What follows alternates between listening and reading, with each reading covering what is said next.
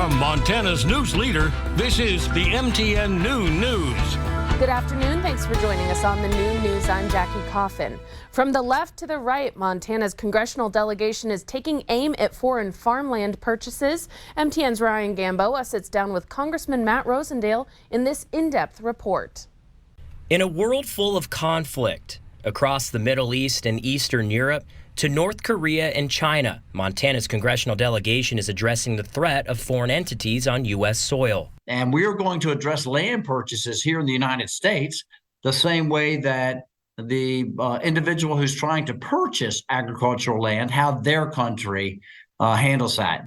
Congressman Matt Rosendale is introducing his Land and National Defense Act. It's a bill that would impose more restrictive laws to investors in U.S. farmland that own more than 5% of the purchasing company and ensuring they're citizens. We already know that foreign individuals or entities have purchased about 41 million acres of agricultural land.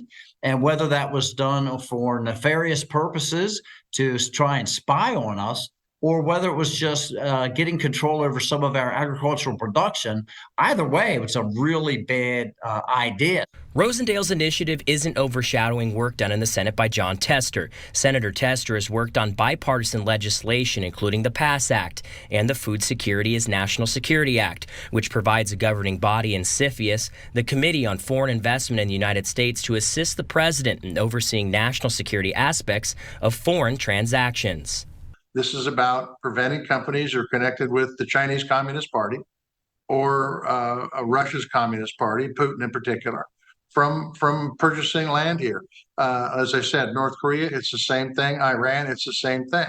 With Tester and Rosendale's push in the last year in national security efforts, both the House and Senate can pull ideas from each pieces of legislation to create one bill that works for all. Last week, Rosendale posted a video on X expressing his strong considerations for a bid in the U.S. Senate, and he says that the bill is another chance for him to not sit back against unfair players to the United States. If you're just putting a piece of legislation out to use it for messaging, that's not going to help our farmers. That's not going to help our national security, and that's what I'm focused on. It's also a chance to push back against a divided House and work together to ensure the nation's safety. The Republican Speaker of the House does not think this should be on there. I disagree with him, and I think it should be. But nonetheless, in the end, Ryan, if Congressman Rosendale can get a bill in that does basically the same thing, and I haven't looked at his bill to see if that's the case, look, I'll jump on that bill in a heartbeat.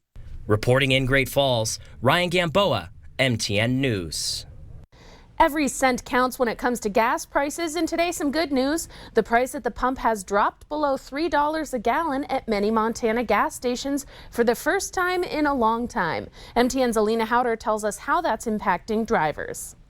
You may have noticed that you're paying less at the pump, and that's because gas prices have steadily declined for the past 2 months, with many factors behind that drop. Anytime you can save money on fuel is a good thing, especially when you travel a lot. Wyoming resident Bob Sizemore travels quite a bit. We travel to see our kids and grandkids, so we go from Gillette to Manhattan, Montana, and then from Gillette to Denver. It's why he was pleasantly surprised to see it was only $2.99 a gallon to fill up at Flying J's truck stop in Lockwood. It's a good thing. That's actually cheaper than the national average, and that it's not always like that. The national average is sitting at $3.15 per gallon, and AAA spokesperson Julian Paredes says there are multiple factors behind the decline. Fall is usually when gas prices go down everywhere. Demand just really tapers off when summer travel season is over. Refineries also made the switch to a winter blend of gasoline that's cheaper to produce. But gas prices won't stay this low forever. Demand always picks up around spring, and some refineries have to go down for maintenance around then too. So spring is the next guaranteed time that gas is going to start going up again. For now, Bob's just thankful for those prices. When the prices are so high, that just means you need to cut back someplace else. So that he and his wife can do their favorite thing. Just spending time with the kids and the grandkids. In Billings, Alina Howder, MTN News. I hope everybody had a great weekend. Now back at it we go, and 1 day of seasonal temperatures for some, and then we're getting warmer and staying dry moving forward. We'll have our local forecast coming up here in just a second. But first, what's going on across the U.S. today? Your 48, your headlines. Northeast, mid-Atlantic, where we've been seeing some heavy rain and snow. That should mostly come to an end today. But down east Maine, lingering excessive rainfall is possible. Much of the eastern U.S. below average temperatures today.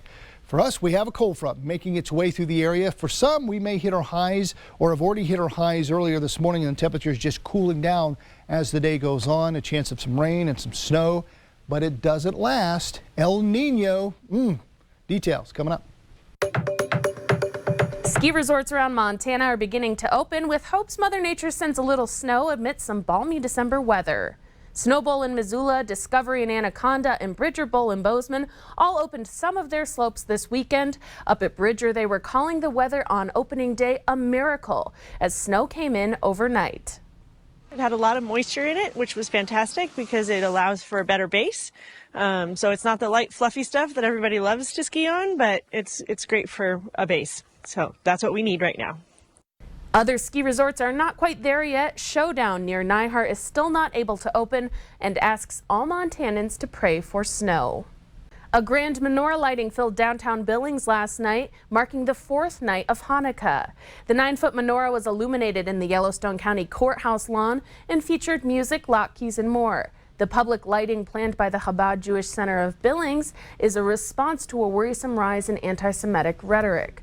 Hanukkah celebrates the victory of the Jewish people over the Syrian Greeks who had overrun ancient Israel and sought to impose restrictions on the Jewish way of life and prohibit religious freedom. It concludes this Friday. Happy holiday to everyone celebrating.